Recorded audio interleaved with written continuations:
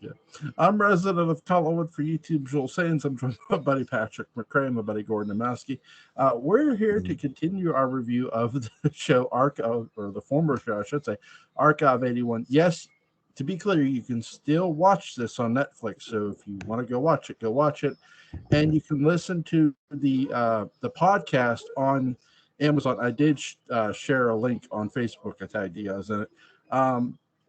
So there is that. There are ways to go and listen to it or watch the show. And it continues the story. Yeah, it does. I was listening to a little bit of it earlier today after I watched episode 2 and 3. So you satisfied?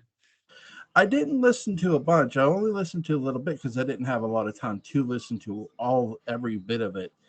But not do that and get rid of the bodies. I really, Joel, there's this stuff called 5-hour energy. So you take that. You don't even have to worry about sleep. It allows you to listen to podcasts and get rid of the bodies. I got these things. I got these two beautiful children. I got this hot ass wife. Okay, now stop right now because something illegal is going to be mentioned, Joel. And okay, what about your offspring, though? Do they know about these two beautiful children in the cages that you just confessed to? Yeah, and and it's like, are you a bigamist, Joel? Because it's like you've got. It sounds like you've got 2 wives. Like, no, are you pulling a Patrick Troughton deal? No, I only have one wife. And she's in the other room. But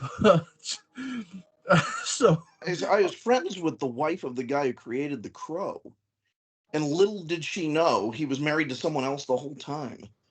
Really? True story. Yeah. That's interesting. So let's start with episode 2. Obviously, Dan is still making sure he has cell reception. He's when he's outside. Dan is a very smart character. I love how they bring him across. He's a very curious person. Obviously, we found that out in episode 1. What did you guys think of the house they had him stay in? It's fantastic. It's this great piece of what's called brutalist architecture, which is largely poured concrete. And it somehow, depending on the lighting, is very warm and very cold all at once. Mm-hmm. King Charles hates brutalist architecture. And it's to his constant fury that they keep making brutalist buildings in England. Yeah, and that's all I got. Yeah, and also the kind of place you wouldn't expect to be out in the middle of the Catskills. Yeah. You'd expect, haunted. Right? Yeah. And it has this really weird kind of, and what's weird is it's attached to what we find out is in episode 3 is basically a chapel. Yeah. And it's like, why would you have something like that? Like, I mean, it just opens up the mystery, but it's just kind of like it's very much a. In 20th century occult mythology is full of these weird fusions of high tech or formerly high tech and the occult. Mm-hmm. And, this really harkens back to that. The main proponent of all of this is a guy named Jack Parsons. Joel, you know about Jack Parsons? No, I don't. Yeah, I know he hung out with L. Ron Hubbard. And Crowley. And Aleister Crowley. Yeah, I think every time we mention Crowley, we got it. One of us has to do this. Yeah. Jack Parsons was a rocket scientist, and there's a crater named after him on the moon. But he was also an occultist who would do all sorts of occult workings before launches and things. He finally, I think, blew himself up in a rocketry experiment, maybe with part of Caltech. So Ghostbusters is a prime example of the mixture of the occult and high tech. So this sort of thing goes way back. Wow. So good. Yeah, and I'd like to say part of what the series does is it really uses vintage tech as a way of it's psychological horror in that you're never quite sure what is reality and what is a valid memory, because we're used to anything's on tape means it happened. But yet, when we get to episode 3, which we'll talk about in a bit, it becomes a little trippy. I think they do. I like how Dan finds that there's he figures out that he's being spied upon, and he doesn't, even though Martin Donovan's character explains to him that, I didn't know what was on the tape. It's like, yeah, dude, we know you're lying. It's okay. I won't reveal how he knew or what the certain things, because there's a lot of stuff coming later on with this, but not in the next episode. But you guys get what I'm saying. But there's really him, Dan and his friend do a really good job of, even though they're not in the same house, of basically tag teaming this assignment in every way. I'm not trying to throw in a wrestling reference, but they do. I really like how they do this, because once he figures out the phone's tapped in the previous episode, he uses his cell phone. He goes outside, he uses his cell phone. He found a signal, and he used a blue shoelace to know where he could have the signal. So, here's this very intelligent character. And you can see that Dan, especially in this episode, is becoming somewhat fascinated and infatuated with the woman he's watching.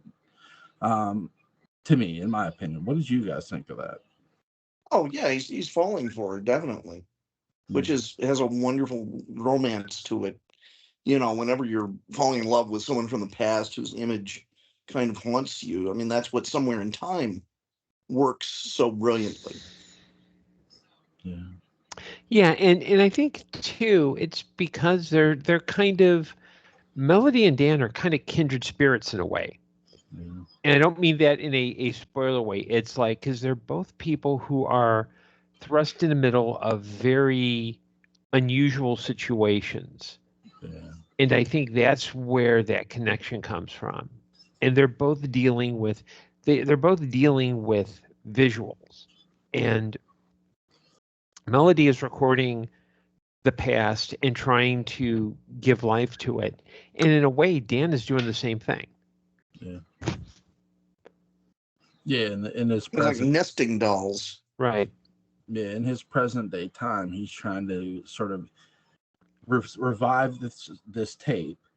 And once he revives it and makes sure everything is good on it, where you can watch it and it's clear, he sends it to the guy who hired him, which is Martin Donovan's character. Okay, so we do hear a bit more of the Texas accent. What did you guys think? It's a good Texas accent. It puts him very much out of place in New York, and out of place with the culture that we've seen all of the other characters representing on any level of the economic spectrum. It's a very West Coast or East Coast sensibility. And then you've got this great, big, expansive, loud Texan bully sort of figure, who is, one of the things about the occult that I think is so scary. And when you start talking about ghosts and things like that, it's that something is existing in a place it shouldn't exist. Something is acting in a way that it shouldn't act. That like comedy and horror and comedy I always say is very similar. It's about the mismatch and how that's inherently troubling and disturbing. And just that character choice. And that character choice becomes more interesting as you learn more about him as the series goes on. There are a lot more folds to his character. I'm looking forward to seeing how that plays out for you. Yeah. I think it also helps too, because it's established that he's not exactly, there's no direct touch point that even when the the podcaster friend is looking into the company. It's like it's being held. It's like a holding company beneath a holding company beneath a holding company. And I think there's something, the fact that Martin Donovan's character is somehow related to it, but there isn't that direct line. And the fact that he says to someone who is a relatively complete stranger, well,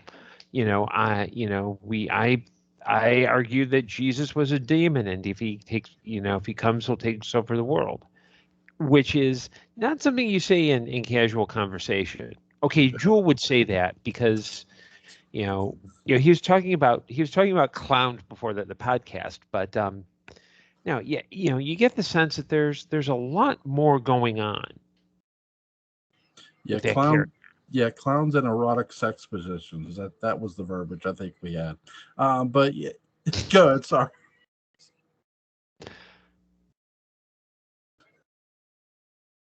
I didn't say it, folks. Jewel did. Patrick didn't say it, folks. Jewel did. Remember that. I came in late to that conversation. Joel, I missed clearly some interesting. Yeah, I don't know where this is coming from, Patrick. It's I expected him to bring up the Esser sex cult theme song, but that's not until episode 3. So yeah. What did you guys think of? We do find out that the girl who lives in the Vista, who moved into the Vista to find her mom or find out more about her mom, Melody. We find out that Dan's dad was her psychologist. What did you guys think of that? It's a wonderful and weird connection. Yeah. And if I were a betting man, I would start to wonder if this contributed significantly to the selection of Dan. Yeah. To do this. Now, I don't think this is a spoiler. In the podcast, which I consider to be basically the same, we find out that there have been many others who've been assigned to this job in the past. That doesn't really come up in the TV version. I think maybe we do happen upon that. I don't remember, but the podcast goes into it a lot, and bad things happen to them. Mm-hmm. So, and Dan, I think, starts to figure that out also. And I think that the other thing to keep in mind is that revelation, that's usually meant to be like an end of episode or towards the end of the arc kind of fact. It's like, bum, bum, bum. You see, the writing is really good where it kind of, it hints at something, but then lets you know what's going on because it knows that it's, okay, I can deal. Okay, yeah, I've got a pair of 5s now, but 2 hands down, I'm going to have a royal flush, and that's the important part. I really like how Dan's dad, after he's done with his patients, to sort of ease all that tension that was expressed in that room, he brings in the family dog. Sure. Which was cool. Which is very important to him. Yeah. Well, very important to Dan. Yeah. Yeah. Which I liked. I thought that was really touching and cool. Something I really enjoy most about Archive 81 is when they really start to have Dan, when he's falling asleep, he's like going back into the past in a weird way. He's sitting there and he's talking to the girl he's watching. He's in the community room, and it's like, why? Like, it's like, wait, what? And then you're listening to them talk, and then she quotes him later on, and it's like, holy shit! What did you guys think of that? It's the very definition of magical, in the best sense. That there is it's romantic as hell. Yep. This beautiful connection that exists between these people. It is in the hands of most writers, it'd be a really cheap move, but they handle it with such a delicate touch with this and of course the past keeps interfering and keeps coming into Dan's world and coming out of the screens and so on. That'll be an increasing element as this goes on. Yeah, the girl Sorry, Gordon, go ahead. I'll finish up. I was about to say it also does it in a way that never feels like, I'm never convinced that it's, and I mean this as a compliment, I'm never convinced that it's just a dream. Like, yeah, it'll end and it cuts to him like waking up, but it's never like you see him fall asleep, then he enters that. Yeah. Because when he first sort of, there's a point where he sees his dad, and his dad's got this like red vest on, a red jacket or something, and he says, "Dad." He calls his dad, just starts walking. He follows him, and they're in. His dad goes into the girl's room in the Visser, and that's why he knocks on her door, and you hear that knock on the tape, and because she had just discovered where they were meeting, and there was a statue, in the basement, and you hear that's where the word music is coming from, and she found this very disturbing, and she saw two people, a guy she kissed, have sex with another woman. It's like, oh my God, Story of my life. And then when she comes back up and comes into the room, she's telling her friend, there's some weird stuff going on here. And then as they're talking, there's the knock, and she goes to the door. It's not there. And Dan's like, wait, that was my, he's thinking, you can tell he's thinking that it's his dream. Guys, like, from a psychological standpoint, without